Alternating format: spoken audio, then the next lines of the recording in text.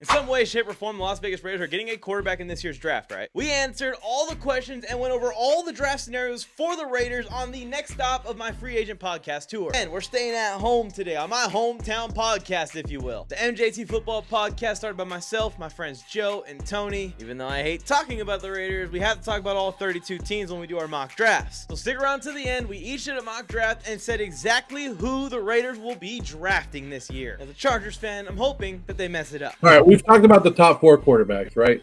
I think Michael Penix and Bo Nix aren't getting the love that they normally would in another draft class. Those are two guys that I'm interested in seeing. I brought up both of those to the Raider Nation when I was like doing my videos. I said, "Hey, get used to these two names," and I was shot down like a motherfucker. Like, what are you talking about, Joe? And now Raider Nation like Michael Penix is our guy. If the Raiders can somehow walk away from the draft with Michael Penix or Bo Nix, I will be happy. I will be very happy. Now, I know everybody wants the Jayden Daniels. Everybody wants the Raiders to move up and get Jayden Daniels. But how much are you that's a lot to give up to move up there and get it. When you can sit back there, take a Bo Nix or Jayden Daniels later on Michael Penix. Those are two guys that I'm very interested in seeing where they end up, because there's rumors that they can go high and there's rumors that they could drop all the way to the second round. So we always talk about the top four. It's that little position afterwards that makes the draft too. So we'll see. And then that can create the buzz at the end of the first round, because remember this about quarterbacks.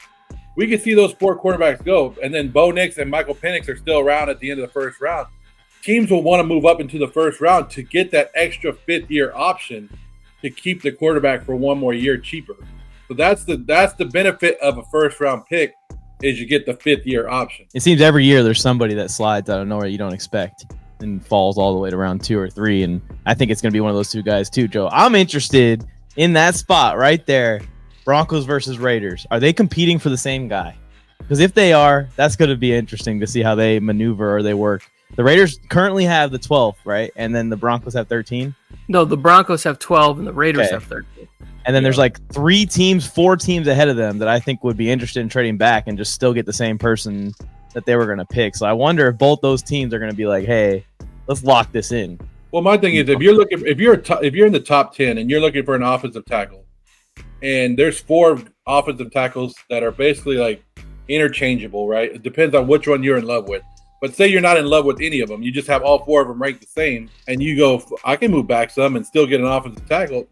Of course, you're gonna do that. Jets. So I think offensive tackle teams that are in need of offensive line will be willing to trade back because there's so many options at that point. Yeah, for sure. I think there's definitely sort of a tier level at what you're looking for in position and whether or not the guy's going to have to change sides or not. Because I think more than anything, there are 3 really good right tackle options in this draft that it's like, that's not typically the case every year. Like we talk about a lot of guys that are left tackle, and depending on who's already on the roster they're drafted to would have to make the switch. So I keep hearing all these people go, well, the hype on Will Levis last year was that he was going to go to the Colts at 4 or 5 or whatever it was, and then he slides all the way out.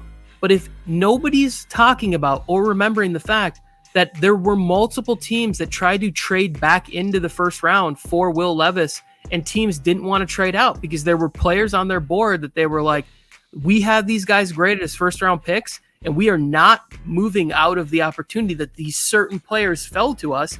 And then the Titans had to wait. And I believe they traded up on day 2 early on and got Will Levis. I think the major difference is this year with trading back into the first is that the second and third rounds are so heavy with certain positions. Teams are going to be more willing to, because like I said at the beginning of this draft class, I believe will be reviewed as one that is like one of the best draft classes in totality that we've ever seen.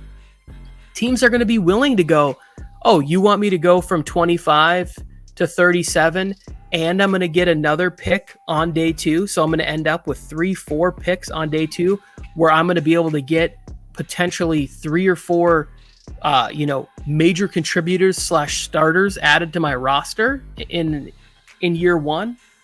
I'm more than willing to do that. Before we review our mock drafts for the Las Vegas Raiders, one quick reminder that if you want to support my content for completely free, simply like the video so the algorithm knows to send this video to more NFL fans like me and you. And then I noticed that 95% of people who watch these videos aren't even subscribed to the channel. If you're an NFL fan, I'm an NFL fan that covers the NFL 24 hours a day, 7 days a week, and twice on Sunday. I know you'll love the channel. Please, just give me a chance. Subscribe to the channel. Turn on notifications so you can be here every time I upload.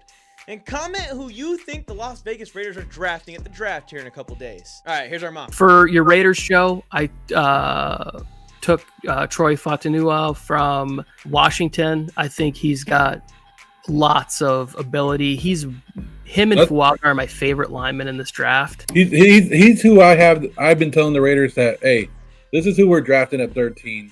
If the Raiders don't move up for Jayden Daniels, this is who I have the Raiders. Joe, I got your Raiders trading back in with the Green Bay Packers to draft Michael Penix. They jump back in front of a team that I had the Broncos. And we've seen this is the one thing that we've seen from Telesco in the past where he's traded back in for guys like Kenneth Murray, traded back in, I believe, for Melvin Gordon. If he trades back with the Raiders, I'm going to be so pissed. The first time ever this man trades back is for the other team. I'm going to be pissed. So here's mine. Check it out. I did the graphic and everything. Oh, woo. This is two. I got two different ones because one on the right-hand side is if Jayden Daniels goes number 2. Because in my mind, Washington hasn't made up their mind. They're still going back and forth. And then on the left-hand side is if they go and pivot away from Jayden Daniels. The right-hand side is what I really think is going to happen. Fontanu, just like Tony had, going to the Raiders. And then I have at the bottom of the draft, just like Tony did, I have the Raiders moving back into the first round to get Michael Penix, and I have the Broncos moving back into the first round to get Bo Nix. So I have those two right there at the bottom. And then I don't know, because especially after seeing your guys' mock drafts, the gauge on Michael Penix Jr. is weird to me. Like, if both the Broncos and the Raiders want him, the Raiders have to trade up to get him. But if the Broncos are cool with not getting a quarterback in the first round or Bo Nix, like I have here at 17, then the Raiders probably could just stick and pick him. The more we talk about it, I don't see the Chiefs sitting there at 32. I think the Chiefs are a little bit aggressive, especially with Brian Thomas and Odunze, and especially if it went the way you did, Mike, where both of those guys are falling in that area and the Chiefs can move up. Why not? I think the Chiefs know they need a way. Rather get a ladder, get on my roof, go to the very tippy top of the roof, and just jump off of it, then mock draft either one of those guys to the Chiefs. Thank you for tuning in to another NFL Mike Bang. Let's keep this train rolling. Check out one of my next videos. Head to the NFL Mike channel, binge watch some shorts, or just go and do whatever you want to do next. But before you go, don't forget to subscribe and like the video.